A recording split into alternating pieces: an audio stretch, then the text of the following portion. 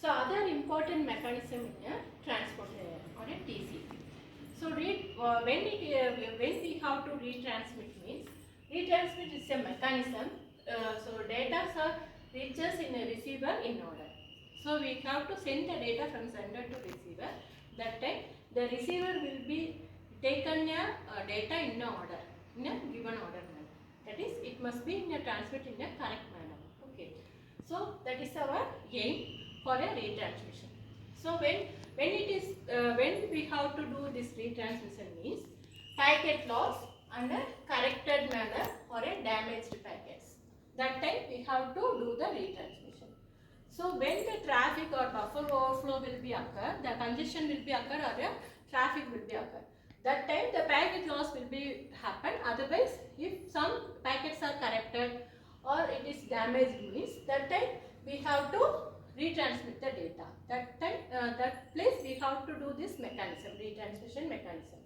So why we are going for this reliable, that is retransmission means, it's used for a reliable communication. Reliable, already we are knowing that three handshake method types, that sender to receiver establish the connection and sending the data, again it's sending the acknowledgement to the sender side.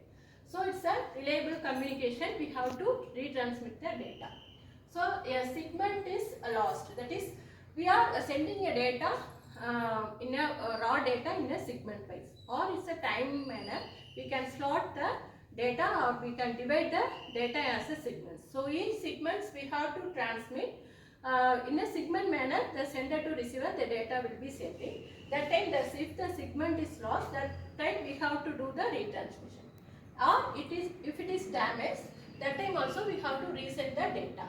Okay. So otherwise, if does not receive any data from a sender to receiver, in a receiver side it's not getting any acknowledgement also, again we have to retransmit the data. So the senders having sent some duplicate data means, that time it's not taken in a receiver side. So again we have to send the data from sender to the receiver. Okay. So it's having a two types. One is timeout based retransmission and fast retransmission. That is timeout based means, if when we are transferring the data from sender to receiver, in a receiver side we are fixing some time.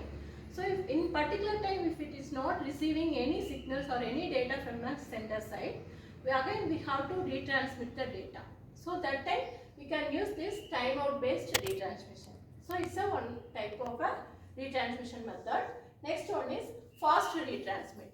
That is, it will again we have to send the retransmit the data to avoid the signals. That is, in a receiver side, if it is not getting more data means, we have to retransmit the data in a fast manner for maintaining the time. So we are conscious in the time management also for a good performance of a network. So for that we are using this fast retransmit types. Okay. So it's supporting the mechanisms. It's two types. One is selective area, another one is cumulative area. So selective area means, in selective manner we can send the data from sender to the receiver in a time based manner.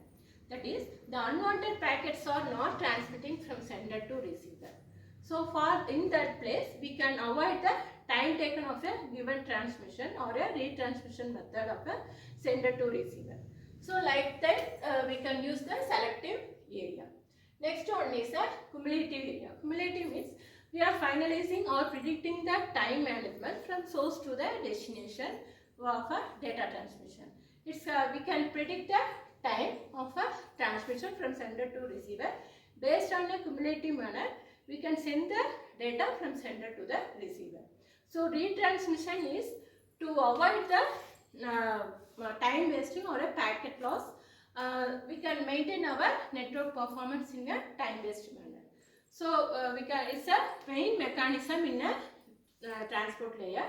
So in a retransmission mechanism, it's occurred when the packet loss will be happen and the duplicate packets are sending from sender to the receiver. That time the retransmission will be occur. For example, if you are taking your phone, if you are seeing some sceneries or any nowadays children are doing like reels and all they are doing. No? So in that one, if you are taking a more pictures or reels at the time means that congestion will be occur. Okay, that particular video is not buffering. Again we have to request the particular video. Then again it will be retransmit through that path.